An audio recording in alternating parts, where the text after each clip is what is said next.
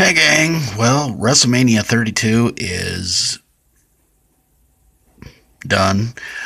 So now it is time for the results and the shoutouts and my feelings on the biggest WrestleMania so far, which, unbelievably enough, it actually passed the old record of over 90 something thousand. Apparently, this one had over 100,000 in attendance for this one, which I had to admit that's pretty doggone cool. A lot of matches got switched around. A lot of matches seem to be not pre-planned. Well, the matches are pre-planned, of course. We all know that, but it didn't seem like everything. Didn't seem like every match had something different go for it or something like that. So let's get things going with all the results, including the pre-match show stuff. We start things off, of course, with Kalisto defending the U.S. title against Ryback, sorry.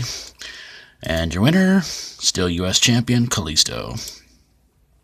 Then it was Team Total Divas versus Team Blonde and Bad, and your winners, Team Total Divas. What a shock. The Usos took on the Dudley Boys, and your winners are the Usos.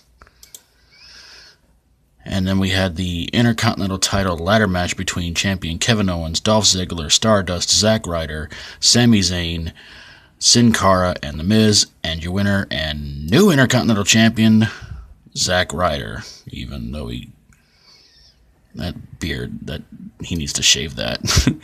And then we have AJ Styles taking on Chris Jericho, and your winner, Chris Jericho. Sorry, that's the best picture I could get, but that is the worst face he could have made since that picture he did with Ricky Steamboat. This match originally a handicap match. Now it's became a 6-man tag match. Well, actually, it started off as a handicap tag title match, became a handicap match. Yeah, you get the idea. Anyway, New Day took on League of Nations, and your winners were the League of Nations. The no-holds-barred street fight between Dean Ambrose and Brock Lesnar. Your winner, Brock Lesnar. And then a Divas title match that became a women's championship match between Charlotte, Sasha Banks, and Becky Lynch, and your winner, and what a surprise, new women's champion, Charlotte. And Shane McMahon took on The Undertaker inside Hell in a Cell, and your winner, no surprise, The Undertaker. And then we had the Andre the Giant Memorial Battle Royal with several surprises in it. We had Mark Henry, Kane, Diamond Dallas Page, Jack Swagger, Tyler Breeze, Baron Corbin, Darren Young, Goldust, R-Truth, Heath Slater, Curtis Axel, Bo Dallas, Adam Rose, Tatanka, Fandango, Connor, Victor, Damian Sandow, and Shaquille O'Neal. And your winner was Baron Corbin. Yeah, I have no idea who that guy is either. Kind of looks like Adam Rose and The Undertaker had a kid. Then we had a little bonus match between The Rock against Bearded Dude here. What's his name again? Eric Rowan. And in 6 seconds, if I can just get the stupid thing going. There we go. The Rock wins it. And then came the main event, Triple H defending the world title against Roman Reigns. And your winner and new world champion, no surprise, Roman Reigns. Okay, so let's go over what happened at WrestleMania. Kalisto, Ryback U.S. title match. Not really surprised. Kalisto kept the U.S. title. I mean, I think that's pretty doggone cool. Kalisto is an incredible athlete, and hopefully they're going to let him keep the U.S. title for quite some time. If not, maybe get him and Sin Cara to go after the tag titles again somewhere down the road. Team Total Divas defeating Team Bad and Blonde. My God, Eva Marie being picked as the mystery partner for Team Total Divas, and I'm thinking to myself, okay, this is going to go over really, really well. What, was Trish Stratus too busy?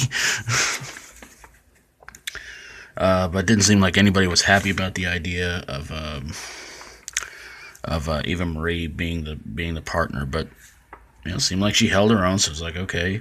The Usos and the Dudley Boys, nothing really much there to brag about, talk about, or anything like that. It wasn't set up as any kind of a specific special match. It was just, we're going to go in there and do our thing.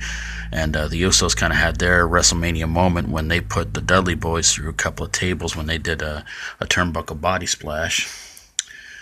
Zack Ryder winning the Intercontinental title, I gotta say, in all honesty, that was a big shock. But if he was there to replace Neville, then obviously Neville was supposed to win the Intercontinental title. So I don't know. What do you guys think about that?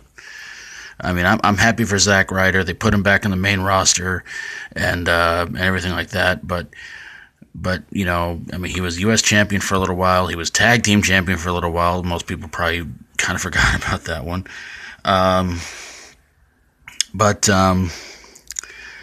But with him being Intercontinental Champion, hopefully that's going to really do some serious good, and hopefully he's going to hold that title for quite some time. Chris Jericho defeating AJ Styles. Honestly, I was kind of 50-50 on that one. I'm kind of thinking to myself, Chris Jericho hasn't had a lot of WrestleMania victories, and I really honestly thought they were going to give it to AJ Styles, but I was like, wow, they gave it to Jericho. Well, all right. League of Nations defeating the New Day. New Day coming out in a big box of bootios. Okay.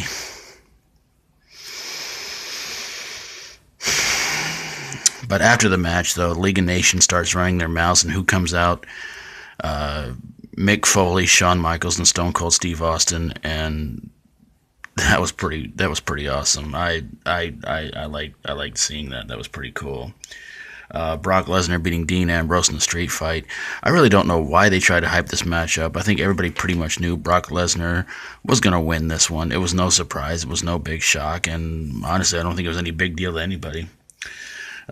Charlotte becoming the new women's champion. This is the match that ticked me off. Not because Charlotte won it, because basically they tried to seem like and sound like that the women's title never existed and it's supposed to be a brand new thing. And it's like, I think people remember the women's title. I mean, it's only been gone a few years, so yeah, I think some people might actually remember it. And when I saw it, I went, "What a piece of crap!" So yeah, not a big fan of the new women's championship. I mean, yikes. And but giving it to Charlotte, who was Divas champion, now she's women's champion. I'm not shocked about that one at all. Honestly. Undertaker beating Shane McMahon in Hell in a Cell. I kind of saw it coming. I think they're still trying to make the fans happy from what happened a couple of years ago. And if Shane had won it, what could they have done with him? I mean,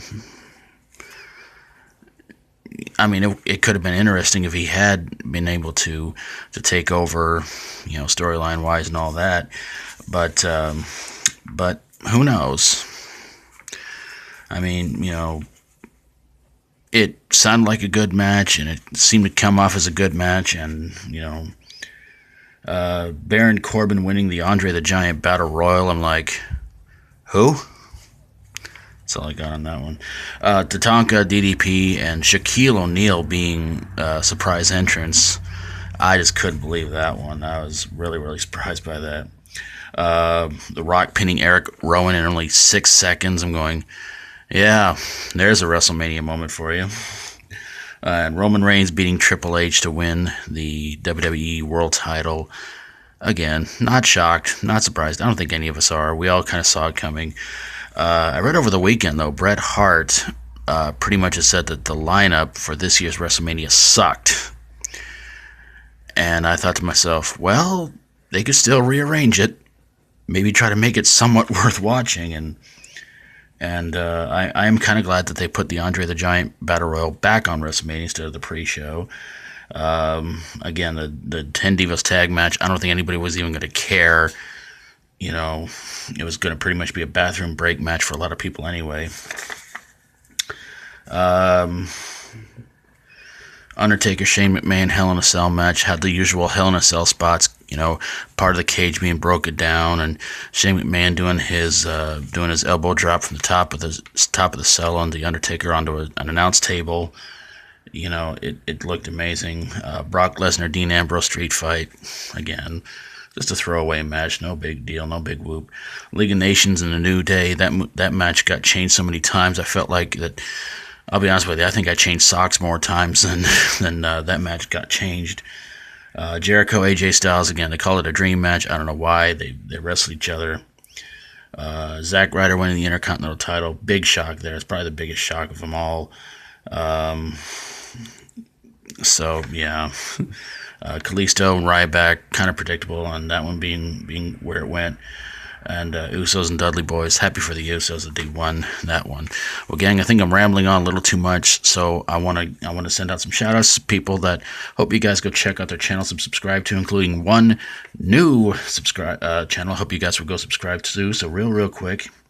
Attituderanation, Gordon Maston, Hockey Mask Guy, Matt Jerishow, NorCal Pro Wrestling, RADPROEmbryonix, Rassle, Tomer Hannon 15, Trader Jack 641, Will's World, World Famous Flea Market, WrestleManiac 1130, Wrestling with Regret, YaBoyCompton, and the newest one True Fan. He is somebody who does wrestling collectibles and all kinds of stuff, and he put up a video a couple of days ago where he was showing off his Raw and original Nitro DVDs collection. And so I hope you guys will go give him a check out and hit that subscribe button on his channel. And hey, if you like my videos, feel free to subscribe. And if you'd like to, down below, what do you think was the best match of WrestleMania, the worst match of WrestleMania, the best entrance, the worst entrance, the best moment, the worst moment? I'll tell you guys this much right now. The worst entrance, Triple H's. Just a personal choice. I'll see you guys later. Thanks for watching, and until next time, as always, stay strong and rock on.